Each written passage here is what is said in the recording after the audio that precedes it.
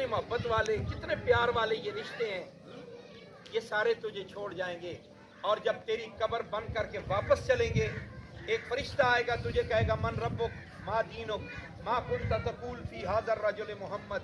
اس وقت جس رشتے کے بارے میں تجھ سے پوچھا جائے گا وہ رشتہ رب اور رسول کا رشتہ. تو نے اللہ سے کتنی محبت کی ہے دنیا میں. اللہ جل جلالہ و عم نوالہ، وہ جس نے تجھے پیدا کیا، کیا دنیا میں اس سے بھی کوئی لو لگائی؟ من ربک، تیرا رب کون ہے؟ ما دینک، کس دین پہ تو رہا؟ کیا مذہب اسلام تیرا مذہب تھا؟ لا الہ الا اللہ محمد رسول اللہ تیرا دین تھا؟ کیا تو نے اس کے تقاضوں کو بھی پورا کیا؟ لا الہ الا اللہ محمد رسول اللہ پڑھنے کے بعد بندہ مسلمان تو ہو جاتا ہے، مومن نہیں ہوتا. مسلمان اسلام میں داخل ہو گیا لا الہ الا اللہ محمد رسول اللہ پڑھنے سے، لیکن مومن کب ہوگا؟ حضور علیہ السلام نے فرمایا جب ساری کائنات سے بڑھ کر آمنہ کے لال سے پیار کرے گا پھر مومن ہو جائے گا. لا یؤمن احدکم حتی اکون احب الیہ من والدہ و ولدہ والناس اجمعین. اس حدیث کے راوی حضرت عبداللہ ابن عمر ہیں. حضور علیہ السلام حضرت عمر فاروق رضی اللہ تعالیٰ عنہ کو حضور نے فرمایا اے عمر یاد رکھ جب ساری کائنات سے بڑھ کر تو مجھ سے پیار نہیں کرے گا اس وقت تک مومن ہو سکتا نہیں. آج ہم دیکھیں کیا ہمیں اپنی اولاد سے بڑھ کر رسول اللہ کی ذات ہے؟ سوچیں ہمیں اپنے رشتہ داروں سے بڑھ کر حضور کی ذات ہے؟ ہمیں اپنی رسوم و رواج سے بڑھ کر حضور کی سنت پیاری ہے؟ نہیں ہے. اگر نہیں ہے تو پھر کلمہ ہمارا کما حق ہمیں فائدہ نہیں دے رہا. لا الہ الا اللہ محمد رسول اللہ پڑھا، اس کے تقاضے ہیں. لا الہ الا اللہ کا تقاضا یہ ہے کہ تم اللہ کے بغیر کسی کے سامنے نہ جھکو. وہ تمہارا رب ہے، وہ خالق ہے، وہ مالک ہے، وہ مالک لم یزل ہے، ساری کائنات کا پیدا کرنے والا، تمہارا مشکل کشا اور حاجت روا ہے. اور پھر تم اگر مارے مارے دوسروں کے آگے پھرتے ہو، اور جس رب نے فرمایا میرے آگے جھکو میں تمہاری ساری مشکل کشائی بھی کر دوں گا. علامہ اقبال کہتے ہیں خدا کے بندے تو ہیں ہزاروں بنوں میں پھرتے ہیں مارے مارے، میں اس کا بندہ بنوں گا جس کو خدا کے بندوں سے پیار ہوگا. اور کہا کہ زبان سے کہہ دیا جو لا الہ تو کیا حاصل، کہ قلب و نگاہ مسلمان نہیں تو کچھ بھی نہیں. جب تک دل مسلمان نہیں ہوا، جب تک نگاہ مسلمان نہیں ہوئی، جب تک زبان پہ سچائی نہیں آئی، جب تک کان سچ سننے کے عادی نہیں بنے، جب تک دل سچ کے ساتھ کھڑا نہیں ہے، جب تک تمہارے قدم حق کے لیے اٹھتے نہیں ہیں، جب تک تمہارا ہاتھ ظلم سے رکتا نہیں ہے، جب تک تمہارا دل دوسرے کی نفرت سے پاک نہیں ہو جاتا، دل سے دوسروں کے لیے بغض، حسد، کینہ، اور زبان سے دوسروں کی غیبت، چغلی، فحش گوئی، بد کلامی، جھوٹ جب تک ختم نہیں ہو جاتا تب تک تم کامل مومن نہیں ہو سکتے.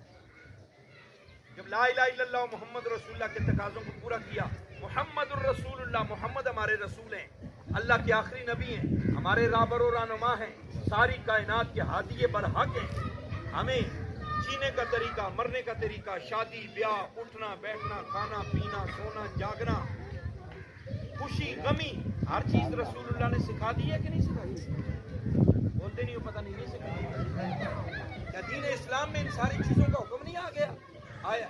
تم نے شادیاں کیسے کرنی ہے، بیاہ کیسے کرنا ہے، خوشی کے موقع پر اللہ کا شکر کیسے ادا کرنا ہے. یا جس دن بیٹے کی شادی ہو میں ایک ملک کو بلا کر ڈانس کروا کے 20 لاکھ روپے اس پہ پھینکنے کا نام شادی ہے؟ بڑے بڑے مراسی اور کنجر بلا کر اپنی بیٹی اور بیٹے کی شادی پہ ان کو نچانا، یہ شریعت نے ہمیں سکھایا ہے. جب بیٹی کی شادی ہوتی ہے ہم کیا کرتے ہیں؟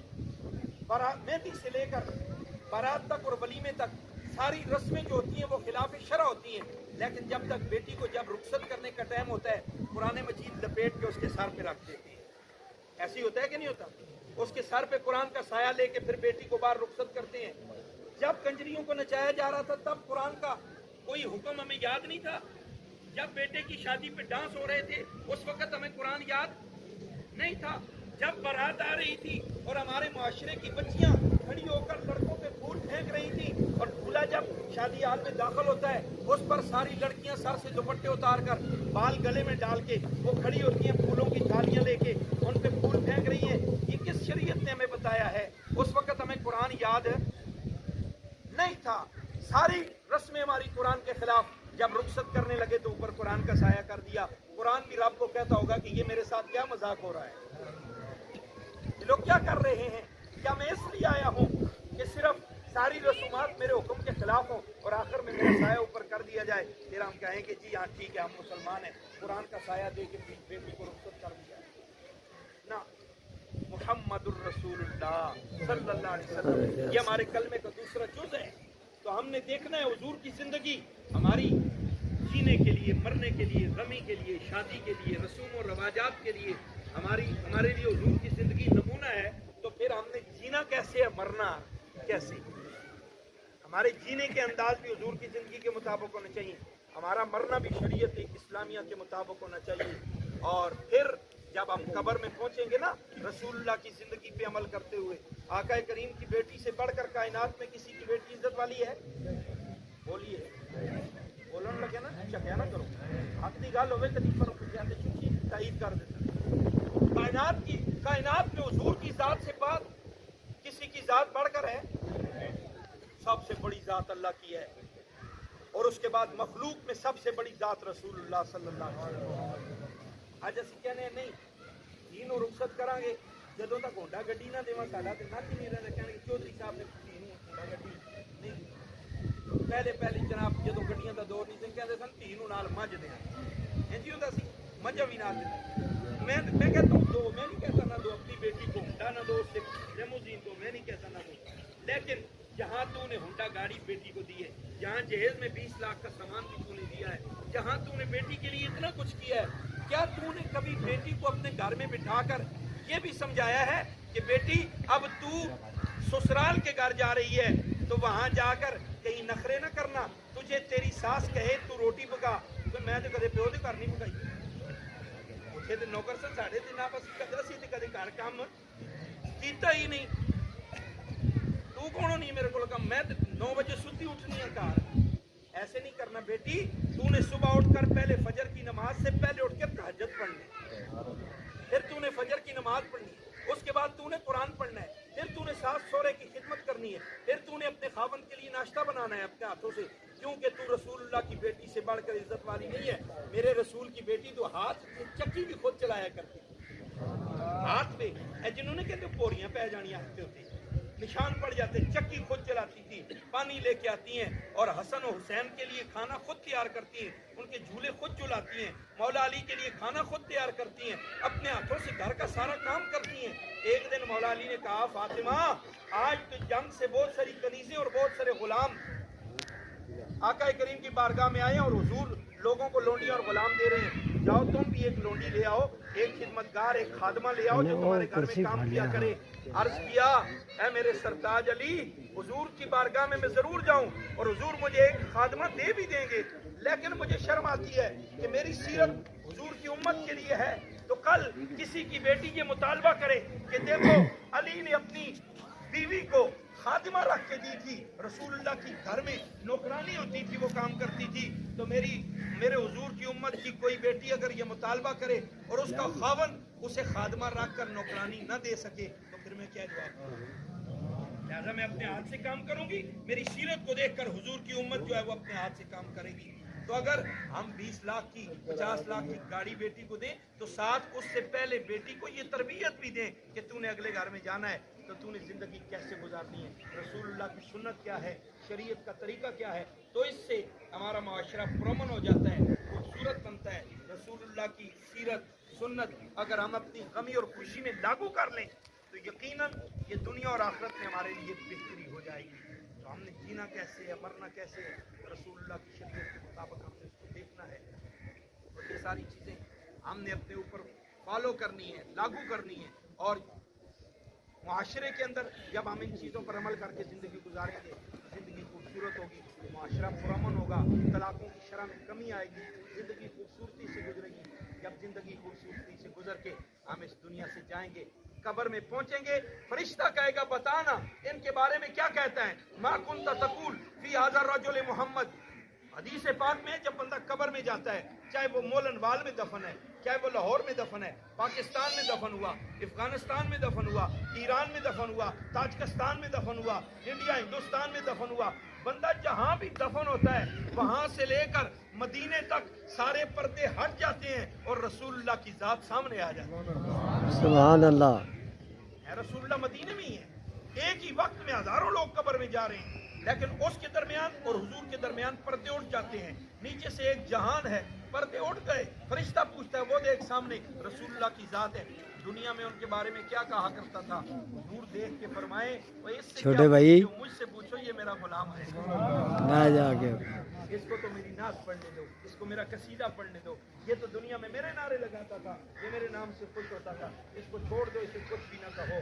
मोहम्मद अली ज़ोहरी कसूरी फरमाते हैं जब मैं कब्र में जाऊं हुजूर अलैहिस्सलाम देखें, फरमाएंगे ये दुनिया में भी मेरी नातें पढ़ता था, ज़ोहरी को कहो ना आज भी कोई मेरी नात सुना।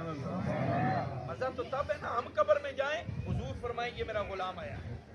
इमाम जलालुद्दीन सयूती फरमाते हैं बंदा फौत हुआ, कब्र में गया, उसकी दाढ़ी में चांद बाल सफ़ेद थे और वो सफ़ेद बालों पे सुर्ख मेहंदी लगाता था, सफ़ेद बालों पे सुर्ख मेहंदी लगाकर वस्मा करता था। ये हुजूर की सुन्नत है, सुर्ख मेहंदी लगाना। हुजूर अलैहिस्सलाम की सारी ज़िंदगी में सिर्फ 20 से 22 बाल सफ़ेद थे और हुजूर उन पर वस्मा करते थे, सुर्ख मेहंदी से कभी कभी उनको रंगते थे। तो जब फरिश्ता कब्र में आया, उस बंदे से पूछा, वो बंदा इमाम जलालुद्दीन सयूती फरमाते हैं बाद में ख्वाब में किसी को आया तो उसने कहा यार बता कब्र में क्या हुआ? फरमाया कब्र में जब फरिश्ते आए, एक ने कहा यार तेरा रब रसूल कौन है, तेरा मजहब क्या है, नबी पाक के बारे में क्या कहते हैं। दूसरा फरिश्ता कहता है यार देख इसकी दाढ़ी के चंद बालों पे भी मेहंदी लगी है, लगता है रसूलुल्लाह की सुन्नत से इसे बड़ा प्यार, हुजूर की सुन्नत से प्यार करता था। अब हम इससे क्या सवाल करें? तो कहता है फरिश्तों ने मुझसे सवाल किए, मैं तो जवाब देने के लिए तैयार था, लेकिन उससे पहले ही दूसरा फरिश्ता बोल पड़ा हुजूर की सुन्नत पे अमल करके आया है, अब इसका हमें भी कुछ हया करना चाहिए। कहते हैं उन्होंने जन्नत की खिड़की मेरे लिए कब्र में खोल दी और उसके बाद चले गए, क्या गए नुम का नौमतिल उरूस, ऐ कब्र में आने वाले आज तेरे लिए ऐसे ही ये कब्र है जैसे पहली रात की दुल्हन के लिए कमरा सजा हुआ, ये जन्नत की खिड़की तेरे लिए। मजा तो जब है कि हम कब्र में जाएं, हमारा सवाल जवाब देने से पहले फरिश्ते खुद देख के कह दें इसका चेहरा सुन्नत रसूल से सजा हुआ है, इसकी जिंदगी सुन्नत रसूल से सजी हुई है। तो कब्र में फरिश्ते भी हया करें और फिर रसूलुल्लाह देखें तो देख के फरमाएं। हजरत गौसे आजम शेख अब्दुल कादिर जिलानी कुतुब ज़ुबानी महबूब रब्बानी रदी अल्लाह तआला अन्हु अल हसनी वल हुसैनी 11वीं वाले पीर गौसे दस्तगीर आप होते हुए अपने वक़्त के बहुत बड़े अल्लाह के वली अब्दुल कादिर सानी को ख्वाब में नजर आए। उन्होंने कहा गौसे पाक से अर्ज किया हुजूर कब्र की मंजिलें बड़ी मुश्किल हैं, आप कब्र में गए हैं, बताएं सवालात जो आबाद भी हुए होंगे और उन फरिश्तों से कैसे जान छूटी है जो सवाल करने के लिए आते हैं। आपने फरमाया ये ना पूछ अब्दुल कादिर जिलानी की जान कैसे छूटी है, मुझसे तो ये पूछ फरिश्तों की जान मुझसे कैसे छूटी है।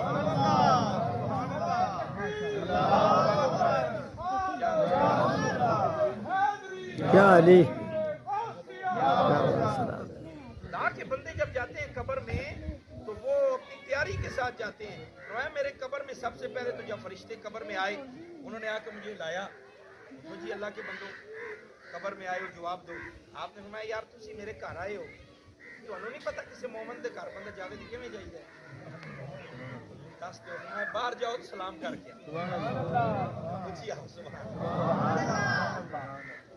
हुजूर की तुमने हदीस मेरे नबी की सोनी हदीस है, हुजूर ने फरमाया जो सलाम करने से पहले तुम्हारे साथ कलाम करे उसके कलाम का जवाब ना दो बल्कि उसको पहले सलाम कर या उसके साथ पहले सलाम, पहले बाहर जाओ इजाजत लो सलाम करो फिर मेरे घर में आओ। तो मैं नहीं पता कब्र मेरा घर है, ऐसे ही आ गए हो सलाम किया अस्सलाम वालेकुम जी हुजूर आप बताएं हम 3 सवाल करने के लिए आए आपसे पूछते हैं।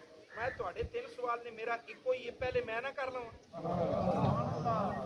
ਤੁਸੀਂ कितने करने 3 मैं ਤੁਹਾਡੇ ਤੇ इको ही करना पहले मैं ना कर लवां जी करो ਤੁਸੀਂ पहले कर लो। आपने फरमाया अच्छा मेरा सवाल ये है जब अल्लाह ताला ने आदम अलैहिस्सलाम को बनाया, हमारे जद्द अमजद तमाम इंसानियत के बाबा आदम को अल्लाह ने बनाने का इरादा फरमाया, अल्लाह ने फरमाया इन्नी जाइलुन फिल अर्द खलीफा, ऐ फरिश्तों दुनिया में मैं अपना एक खलीफा बनाने वाला हूँ। तुमने क्या कहा था जी? हमने ये कहा था मन युफ्सिदु फीहा व यस्फिकु दिमा, या अल्लाह तू उसको दुनिया में बना रहा है जो फसाद करेगा कत्ल गारत गरी करेगा, तू उसे दुनिया में बना रहा है। अल्लाह ताला ने फरमाया इन्नी आलम हूँ मैं ज्यादा जानता हूँ, मैं ज्यादा जानता हूँ।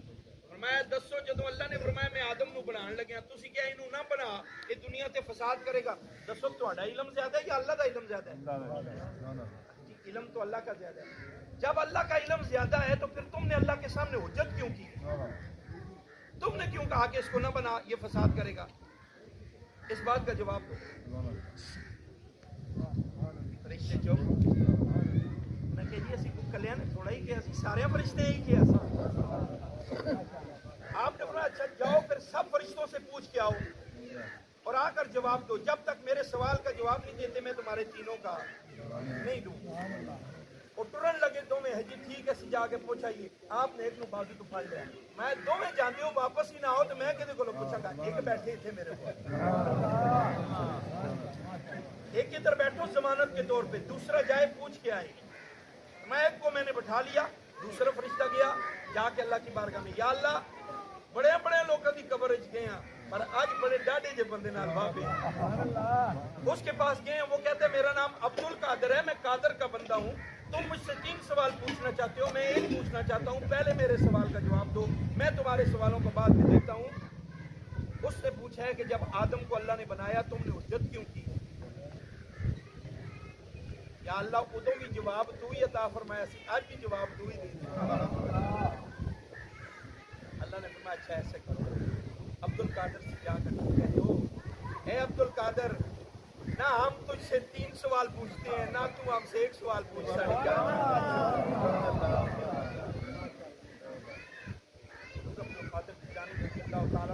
خواب کے اندر اپنے وقت کے بہت بڑے ولی کو جنہوں نے خواب میں آپ سے پوچھا بتائیں قبر میں کیا ہوا بہت سارے لوگوں کے واقعات ہیں قبر میں جانے کے بعد لوگ خواب میں آتے ہیں ہمارے بھی کوئی مرنے کے بعد خواب میں آتے ہیں لوگ ہمیں آ کے خواب کا تعبیر پوچھتے ہیں جی میرے بابا جان فوت ہو گئے میں نے دیکھا وہ ایک باغ کے اندر ٹہل رہے ہیں میں سمجھ جنت میں چلا گیا کہ